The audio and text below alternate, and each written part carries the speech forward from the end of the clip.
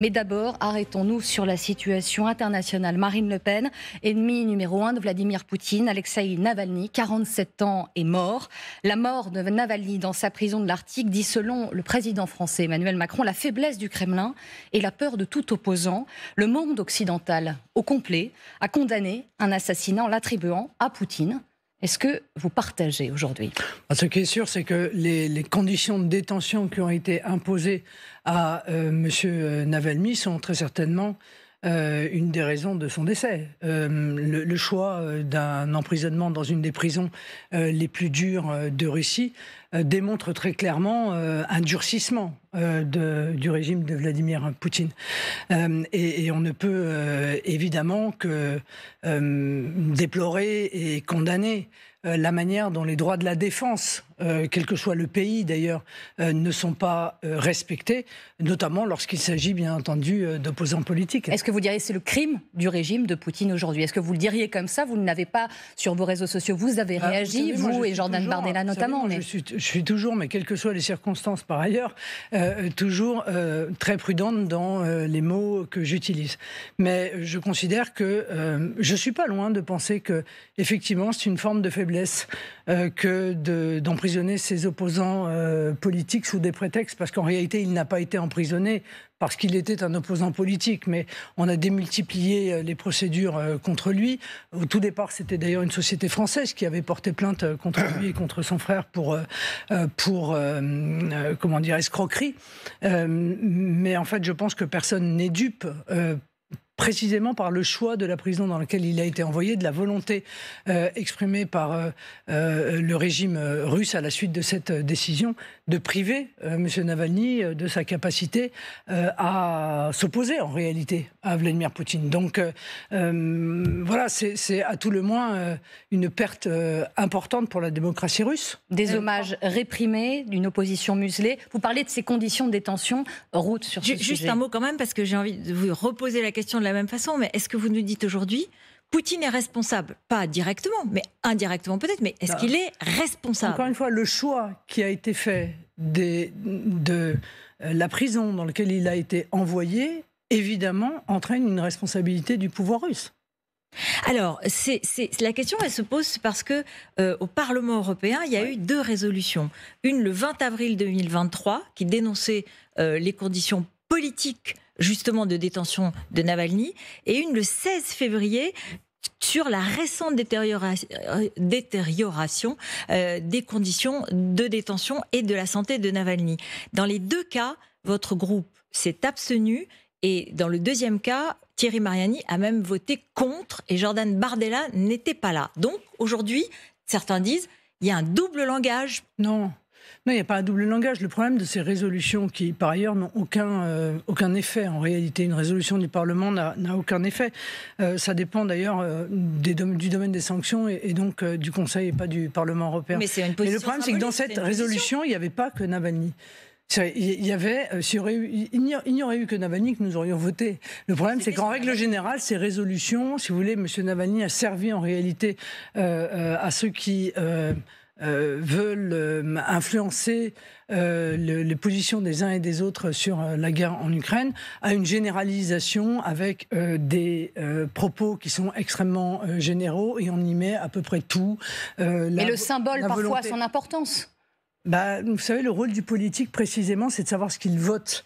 Et encore une fois, la responsabilité, ce sont ceux qui, encore une fois, se servent du cas Navalny pour essayer d'élargir et de faire avancer leur position, alors qu'il lui fallu peut-être que cette résolution, effectivement, se consacre exclusivement à lui. Vous savez, moi, j'avais été interrogé en février 2021 sur le cas Navalny. J'avais déjà exprimé le fait qu'il était relativement vain de dire on va s'ingérer dans la justice d'un pays étranger qui, par ailleurs, ne fait pas partie de l'Union européenne. Donc, il faut arrêter de faire croire aux gens aussi qu'on a absolument tous les pouvoirs.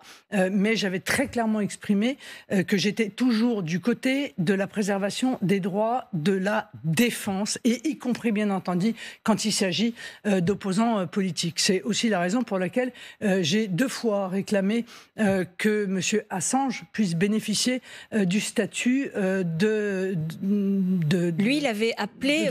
du droit d'asile, puisse bénéficier du statut du droit d'asile. M. Navalny, il avait appelé à ce que vous ne soyez pas élu en mars 2022. il avait fait un texte pour dire attention, j'appelle les électeurs potentiels de Marine Le Pen à ne pas voter pour elle. Parce qu'il y a des relations troubles avec la Russie. Mais Madame Écrief, je conteste formellement ces relations troubles, vous le savez. Une commission d'enquête a été mise en œuvre. Elle a révélé que l'intégralité des institutions qui sont là pour surveiller les ingérences possibles à l'égard des partis politiques, l'intégralité de ces institutions, que ce soit la DGSI, la DGSE, la Commission nationale des comptes de campagne, a indiqué qu'il n'y avait pas d'ingérence, à l'égard d'ailleurs d'aucun parti politique français de la part de la Russie, encore moins d'ailleurs d'actes de corruption. Mais le fait que M. Navalny ait été contre moi ne change strictement rien à la position qui est la mienne. Enfin, Dieu merci par ailleurs. Quand on a des principes, on les applique aussi à ceux qui vous combattent politiquement. Si on élargit, Marine Le Pen présidente, quelle diplomatie construit-elle vis-à-vis de la Russie, un pays qui tue ses opposants, vous nous l'avez dit, un pays qui agresse son voisin, l'Ukraine, un pays qui orchestre des campagnes de désinformation contre la France notamment. Oui, alors des pays qui orchestrent des campagnes de désinformation, il y en a hélas beaucoup. Donc sur la Russie, on peut quand même quelle est votre position vis-à-vis de la Russie actuelle, celle de Poutine? Non, mais de manière très claire, notre position n'a jamais changé.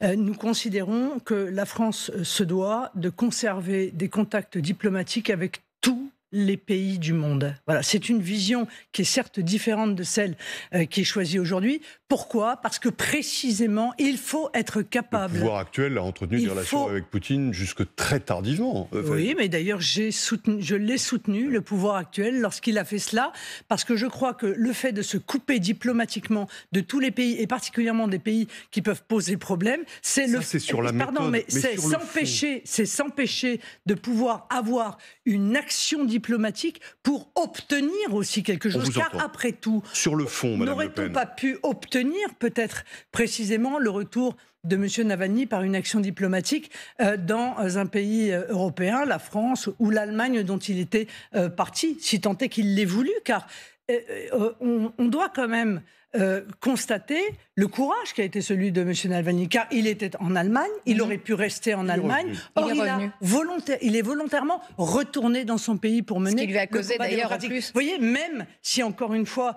M. Navalny s'était opposé politiquement à moi je considère que ceci mérite encore une fois d'être salué. Toute simple. Est-ce que vous considérez la Russie comme un pays hostile ? Mais aujourd'hui, la Russie a violé le droit international. J'ai condamné de la manière la plus claire qui soit et extrêmement rapidement l'atteinte à la souveraineté territoriale et l'atteinte évidemment et l'agression militaire que la Russie a mise en œuvre à l'égard de l'Ukraine. Je continue d'ailleurs à défendre l'Ukraine dans sa volonté de retrouver évidemment sa liberté et son intégrité territoriale. Mais quand on a dit ça, on n'a pas dit grand-chose, parce que la réalité, c'est que qu'est-ce qui va se passer dans les années qui viennent ? Moi, ce que je vois, si vous voulez, je l'ai dit encore une fois, à tout risque, parce que c'est utilisé par mes adversaires politiques contre moi, dans une sorte de réduction, si vous voulez, de la pensée politique ou de l'analyse politique, consistant à dire, si vous n'êtes pas pour la guerre, c'est que vous êtes pour la Russie. C'est faux. Voilà. Moi, la question que je pose, c'est qu'est-ce que l'on cherche à faire ? Parce que l'on sait pertinemment que l'Ukraine ne peut pas gagner la guerre sans l'OTAN.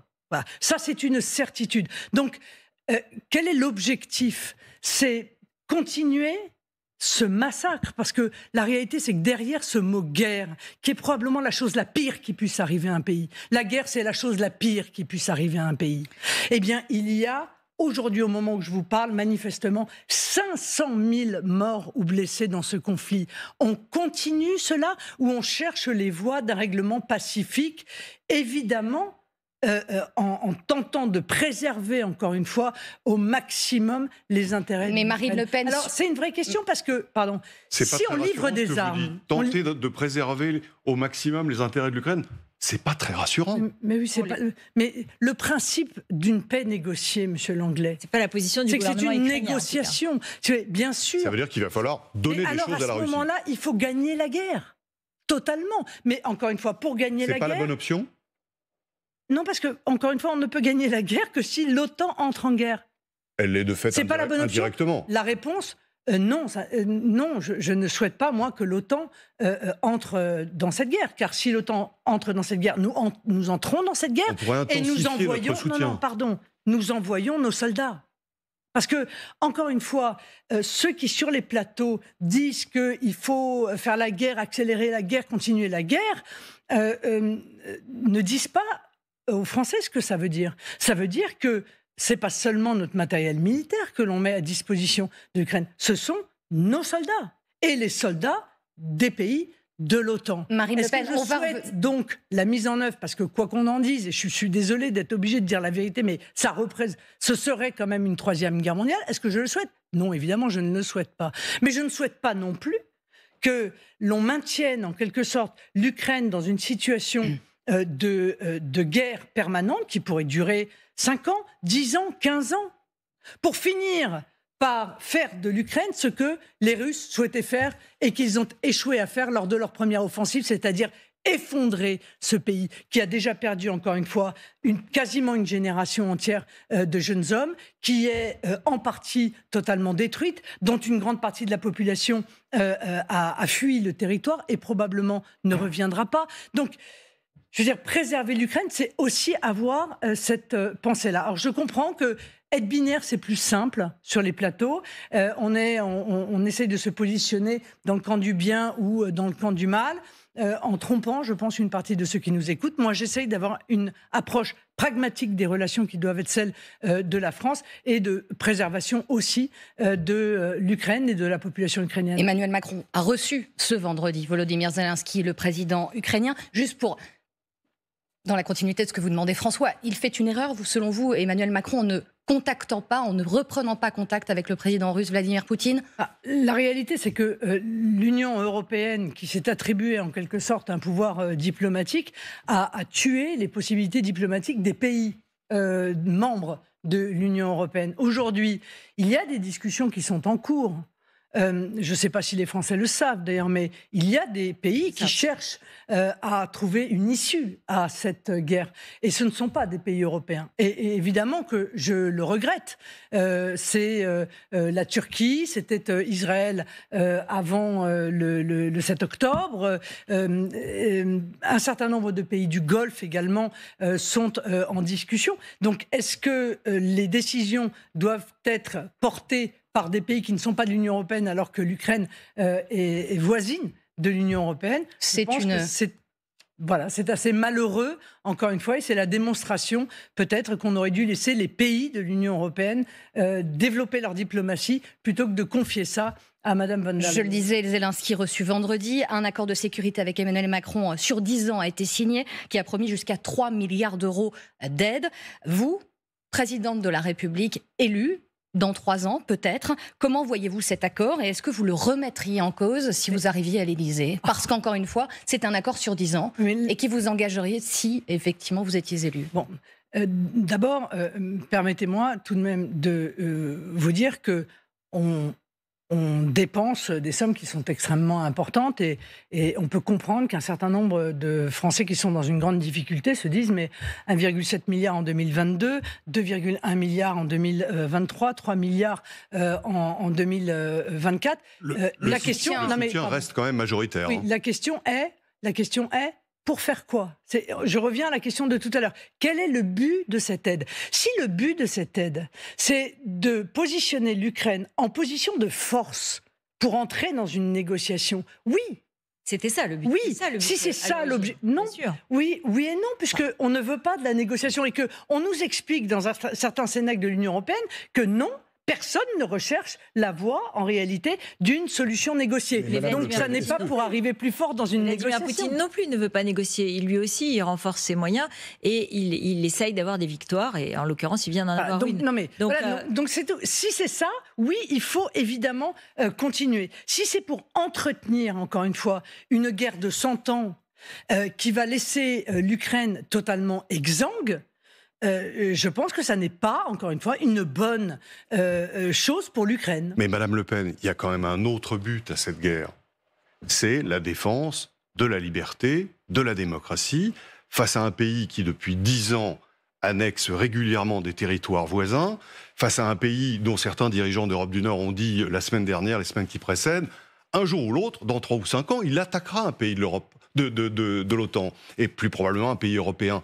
Donc, est-ce que vous reconnaissez la validité de ce but de guerre? Non, mais d'abord, si vous voulez, je ne me sens pas tenu par les... C'est nous qu'on défend aussi. Non, mais d'accord, mais Monsieur Langlais, moi, je ne me sens pas tenu par les déclarations guerrières d'un certain nombre de pays dont je comprends que leur histoire les pousse... Et leur géographie. Extrêmement, bien sûr, extrêmement inquiets à l'égard de la Russie, mais dont l'objectif est aussi de mobiliser, évidemment, autour de cette qu'on défend la liberté, qu'on défend la liberté avec cette guerre. Monsieur Langlais, il faut pouvoir gagner cette guerre. Or, je viens de vous le dire, ça n'est pas en livrant de manière sporadique, même si c'est de manière continue, des armements à l'Ukraine. Donc on livre les guerres qu'on peut gagner. Non, mais donc, je veux dire que l'on arrivera à permettre à l'Ukraine de gagner la guerre. Sans l'OTAN, l'Ukraine ne peut pas gagner la guerre. Donc, il faut voir les options qui sont de manière pragmatique sur la table. Or, le pire, ce serait ça en réalité.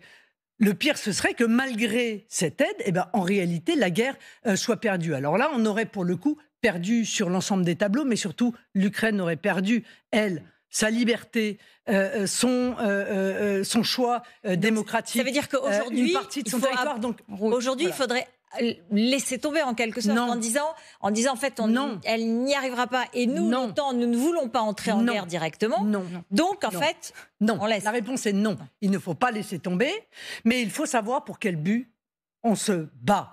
Encore une fois, si l'on livre des armes à l'Ukraine, alors il faut se dire que c'est dans le but de lui permettre d'arriver en position de force. Beaucoup plus. Mais beaucoup plus, on ne peut pas, Madame Ekret. Vous voyez, il y a un moment aussi, si vous voulez, nous avons nous-mêmes, si vous voulez, des capacités militaires qui sont en dégradation et nous ne serions pas potentiellement en capacité, au moment où je vous parle, de faire face à un conflit de haute intensité. Marine Le Pen, vous êtes... Mais dans le but de négocier. Si on ne veut pas être dans cette démarche-là et l'Union européenne ne souhaite pas l'être, alors je pense que ce que l'on fait appauvrit la France, appauvrit l'Ukraine et ne permet pas une issue qui soit positive. Vous évoquiez l'OTAN, les propos d'un candidat à l'élection américaine interrogent, c'est avec vous, Ruth. Oui, c'est vrai que Donald Trump a dit qu'il ne financerait plus l'OTAN de la même façon.